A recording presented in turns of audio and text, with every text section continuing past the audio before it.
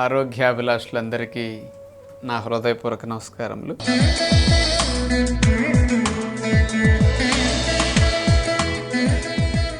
ఈరోజు మనం ఉప్పు తినకపోతే లో బీపీ వస్తుందా లేదా అనే విషయం గురించి తెలుసుకోబోతున్నాం. సత్యనారాయణ రాజు అనే పేరు ఎత్తేసరికి ఈయన ఉప్పు మానేయమంటాడు అని అందరూ అనుకుంటారు. ఉప్పు తినకపోతే లో బీపీ వస్తుంది, అందుకని ఆయన చెప్పేది కరెక్ట్ కాదు అని వేల మంది కామెంట్లు నా మీద గుప్పిస్తూ ఉంటారు. మీలో ఎవరైనా ఉప్పు లేకుండా శాంతం తింటుంటే మిమ్మల్ని కూడా తోటివారు ఒత్తిడి చేస్తుంటారు, మీరు ఉప్పు లేకుండా తిన్నావా, నీ బీపీ డౌన్ అయిపోయి కోమాకి వెళ్ళిపోతావు అని. ఉప్పు మానేస్తే బీపీ డౌన్ అయిపోతుంది అనేది ఉంది. ఏమండి, 84 లక్షల జీవరాశులు భూమి మీద జీవిస్తున్నాయి, ఒక్క జంతువు కూడా ఉప్పు తినదే. ఎక్కడన్నా లో బీపీ వచ్చి కింద పడిపోయి కోమాకి వెళ్ళి చచ్చిపోయే జంతువుని తీయండి. అసలు ఆయుర్దాయం ఉన్నంత వరకు అన్ని జీవులు ఇంత హెల్దీగా బ్రతుకుతున్నాయంటే ఉప్పు తినే బ్రతుకుతున్నాయండి అవన్నీ. మనము అలాంటి ప్రాణులమే, అలాంటి జీవమే కదా, మనకు కూడా అలాంటి అవయవాలు ఏర్పాటే కదా ఈ శరీరం మనకి.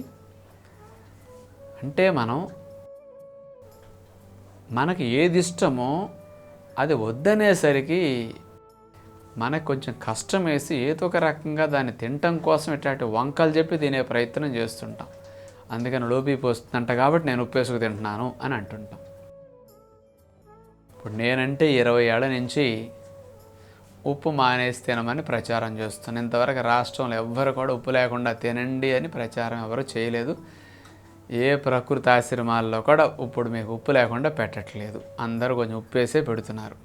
ఎందుకంటే అసలు ప్రకృతి వైద్యం అంటేనే ఉప్పు లేకుండా ఉడకేసిన ముక్కలు పెట్టే విధానం. కొంతమంది తెలియక సత్యనారాయణ రాజు ఏదో కొత్త సిద్ధాంతం పెట్టాడు, అసలు నేచర్ క్యూర్లో కూడా ఉప్పు తినమని రాసి ఉంది అని చెప్తారు. ఈ 30-35 ఏళ్ల నుంచి మార్చేసుకున్నారు అందరూ. ఎక్కడ ఉప్పు తినమని నేచర్ క్యూర్లు లేదండి అసలు. మహాత్మా గాంధీ గారు వీళ్ళందరూ, మొరార్జీ దేశాయ్, వినోబాబా వీళ్ళందరూ 100% ఉడకేసిన ముక్కలు తిన్నారు తప్ప ఉప్పు వేసుకు తినలేదండి. మరి వాళ్ళందరూ బీపీలు డౌన్ అయ్యి కళ్ళు తిరిగి కింద పడిపోయి మరి ఏం పని చేయకుండా కూర్చున్నారా చెప్పండి. ఉప్పుకి లో బీపీకి అసలు సంబంధమే లేదు. నేను చెప్పక పూర్వం ఎవరు ఉప్పు మాని తింటలేదు సమాజంలో. మరి లో బీపీ వచ్చి కళ్ళు తిరగటం, బీపీ డౌన్ అయిపోవటం అనేది మరి 20 ఏళ్ల క్రితం ఎప్పుడూ లేదా? 20 ఏళ్ల నుంచి రాష్ట్రంలో అందరూ ఉప్పు లేకుండానే తింటున్నారా? లేదు, ఏదో కొద్దిమంది ఫాలో అవుతారు. మరి ఉప్పు వేసుకు తినేవారే కదా 99 మంది.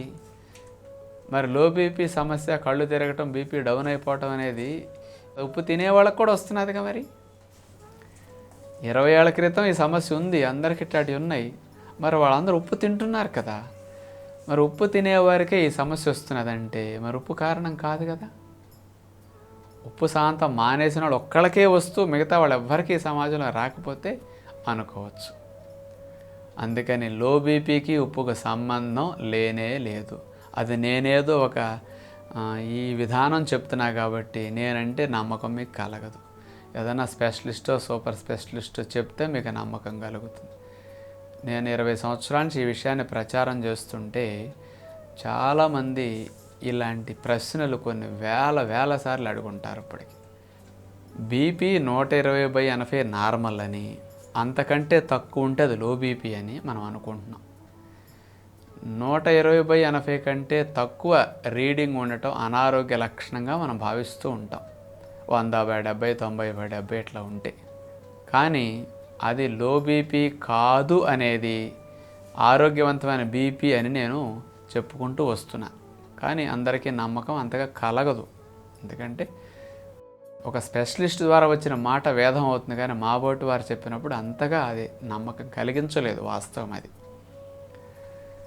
సరే, ఈ ఆహార నియమాలు ఎవరైతే సవ్యంగా ఆచరిస్తున్నారో వాళ్ళెవ్వరికీ కూడా ఉప్పు మానేసినందువల్ల రీడింగ్ 90/70, 100/70 వచ్చినప్పటికీ ఏ విధమైన ఇబ్బందులు కలగట్లేదు. రీడింగ్ అంత ఉంది, కానీ వాళ్ళకి కళ్ళు తిరగటం కానీ, నీరసం కానీ, తోలటం కానీ, పడిపోవటం కానీ ఏదో నిస్సత్తుగా ఉండి అసలు పని చేయలేకపోవడం అనేది కానీ కనిపించట్లా. కానీ రీడింగ్ ఎట్లా ఉంటున్నది. మరి ఏ ఇబ్బంది, నాకు రీడింగ్ ఇన్ని సంవత్సరాల నుంచి అట్లా ఉంది, మరి నాకు లో బీపీ అని అనొచ్చు మీరు ఇప్పుడు. మరి నాకేమొచ్చింది ఇబ్బంది 25 ఏళ్ల నుంచి? ఎప్పుడు రీడింగ్ 120-180 కూడా ఉండదు, అంతకంటే తక్కువ ఉంటుంది ఇన్ని సంవత్సరాలు ఏ రోజు చూసినా కానీ. మరి నాకు వచ్చిన నష్టం ఏంటి చెప్పండి ఇప్పుడు? అందుకని రీడింగ్ 120-180 కంటే తక్కువ ఉండటం రోగ లక్షణం అనేది కరెక్ట్ కాదు. 120-180 కంటే తక్కువ ఉండటం ఆరోగ్య లక్షణం, అసలైన ఆరోగ్య లక్షణం. కానీ ఎవరికన్నా రీడింగ్ 120-180 కంటే తక్కువ ఉండి వాళ్ళకి కళ్ళు తిరగటమో, నీరసమో, తోలటమో, ఏదో నిస్సత్తుగా పని చేయలేకపోవడం ఇట్లాంటి లక్షణాలు ఉంటే రీడింగ్ తగ్గినందుకు కాదు, మరేవో కొన్ని ఇతర కారణాలు ఉన్నాయి, దానివల్ల అలా వస్తున్నది అనమాట. అందుకని రీడింగ్ పెరగటం కొరకు మనం ఏం చేయక్కర్లా, ఆ లక్షణాలు తగ్గటానికి ప్రయత్నం చేయాలన్నమాట. అందుకని మేము ఇలాంటి విషయాల్లో మీకు కాస్త అవగాహన కలిగించడానికి ఒక స్పెషలిస్ట్ చెప్పిన మాటను మీ దృష్టికి తీసుకొస్తా. నేను 20 ఏళ్ల నుంచి ప్రచారం చేసేదాన్ని కరెక్టేనన్నట్టుగా ఒక కార్డియాలజిస్ట్ గారు ఒక పేపర్ ఇంటర్వ్యూలో ఇవ్వటం జరిగింది.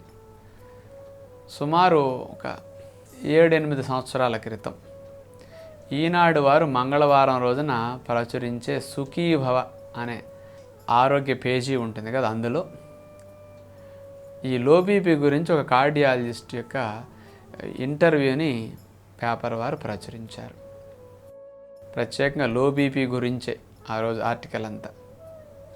ఆ కార్డియాలజిస్ట్ గారి పేరు doctor D N Rao, senior cardiologist, care hospital, Hyderabad. వారిచ్చిన సమాధానాలు ఏమిటంటే, లో బీపీ అనేది ఒక జబ్బే కాదు. ఏ పుస్తకాల్లో లో బీపీ అని హెడ్డింగ్ పెట్టి రాసి ఎక్కడా ఉండదు. లో బీపీ ఉంటే ఉప్పు ఎక్కువ తినాలనేది తప్పు. అసలు లో బీపీకి ఉప్పుకి సంబంధమే లేదు. రీడింగ్ 120/80 కంటే తక్కువ ఉంటే దాన్ని లో బీపీ అంటాం తప్పు. రీడింగ్ అనేది 120/80 కంటే తక్కువ ఉండటం ఆరోగ్యానికి చాలా, గుండెకు మంచిదని, అలా ఉంటే లో బీపీ అనేది కూడా కరెక్ట్ కాదని వారిచ్చిన ఇంటర్వ్యూలో తెలియజేశారు. మరి అందరికీ కొంచెం కళ్ళు తిరగటమో, తోలటమో, కొన్ని లక్షణాలు ఏవో కనిపిస్తున్నాయి కదండి, మరి అది రీడింగ్ తగ్గినంతగా కాదా అని అడిగితే వారు దానికి ఇలాంటి లక్షణాలు రావటానికి ఈ రీడింగ్ తగ్గటం కారణం కాదు, అలా రీడింగ్ ఉండటం మంచి లక్షణమే, కానీ ఈ లక్షణాలు రావటానికి వాళ్ళలో జరిగే కారణాలు 3 ఉంటాయి. ఎవరైతే నీరు తక్కువ తాగుతుంటారో వాళ్ళకి బీపీ డౌన్ అవ్వటం అనేది కాకుండా లక్షణాలు ఇట్లాంటివి వస్తాయి. అందుకని నీళ్లు తక్కువ తాగినప్పుడు ఈ కళ్ళు తిరగటమో, నీరసమో, తోలటం ఇట్లాంటి లక్షణాలు వస్తాయి. అందుకని నీళ్లు సరిగా త్రాగకపోయినా, రెండోది ఆహారం సరిపడా తినకపోయినా, మూడోది హార్మోన్స్ ఇంబ్యాలెన్స్, ఈ 3 రకాల కారణాల్లో ఏదో ఒక కారణం వల్ల వాళ్ళకి కళ్ళు తిరగటమో, నీరసమో, తోలటం ఇట్లాంటి లక్షణాలు ఉండొచ్చు. అందుకని లక్షణాలు పోవటానికి వాళ్ళు నీళ్లు బాగా త్రాగటమో, ఆహారం బాగా తినటమో చేయాలి. కొంచెం హార్మోన్ సమస్యలు ఉంటే అన్న రెక్టిఫై చేసుకోవాలి తప్ప ఉప్పు ఎక్కువ తినటం, రీడింగ్ పెంచుకోవటం పరిష్కారం కాదు. లో బీపీ ఉంటే ఉప్పు ఎక్కువ తినాలని ఎక్కడ పుస్తకంలో ఒక్కచోట కూడా రాసి ఉండదు అని రాశారు వారు. తాత్కాలికంగా ఉప్పు వేసుకు తింటే రక్తంలో ఉప్పు నిలవ ఉండి, 1 గ్రాము ఉప్పు నిలవ ఉందనుకోండి, 80 గ్రాముల నీళ్లు ఉప్పుతో పాటు రక్తంలో నిలవ ఉండి బ్లడ్లో కొంత ప్రెషర్ని టెంపరీ పెంచుతాయి అన్నమాట. అది తాత్కాలికంగా కాసేపటి కొంచెం ఆ ప్రెషర్ పెరుగుతుంది. అట్లా రోజు ఉప్పు ఎక్కువ తిన్నారనుకోండి, మనం తినే టేస్ట్ కోసం ఉప్పు చాలక ఇంకా లో బీపీ అని ఇంకెంతంత ఉప్పు తింటే మరి దాని ద్వారా చాలా కొత్త సమస్యలు వస్తుంటాయి. అందుకని ఉప్పుకి లో బీపీకి సంబంధం లేదు అని ఆ సీనియర్ కార్డియాలజిస్ట్ చెప్పిన విషయం పేపర్లో వస్తే అందరికీ తెలుస్తుంది కదా. మరి ఇట్లా మరి మేము ఇన్ని సంవత్సరాల నుంచి ఎవరైనా ఉప్పు మానాలి అనుకోండి, మేము ముందు వాళ్ళకి డైరెక్ట్ ఉప్పు మానమని చెప్పమండి. ముందు మంచినీళ్ళు బాగా త్రాగండి, 4 లీటర్లు 5 లీటర్లు ప్రతిరోజు. మొలకలు, ముడి బియ్యం, కూరలు పండ్లు ఇట్లాంటి ఆహారం మంచిగా తినండి, జ్యూసులు త్రాగండి. ఇవన్నీ తిన్న తర్వాత అప్పుడు కావాలంటే క్రమేపీ ఉప్పును తగ్గించుకుంటూ వచ్చి నిదానంగా అవగాహనతో ఉప్పు మానండి అంటాం.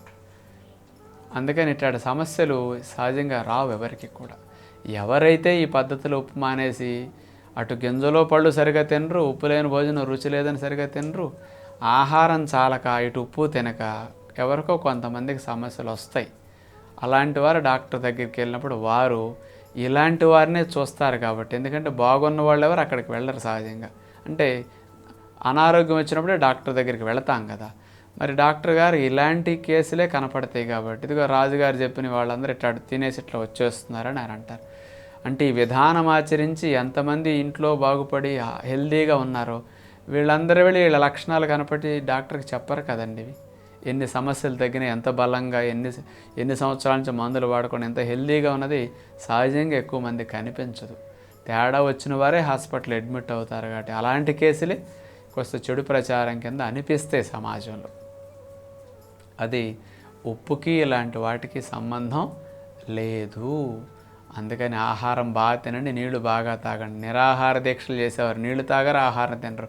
అందుకని 2-3 రోజుల్లో బీపీ డౌన్ అయిపోయి ప్రమాదభరితమైన స్థితిలోకి వాళ్ళు వెళ్ళిపోతారనమాట.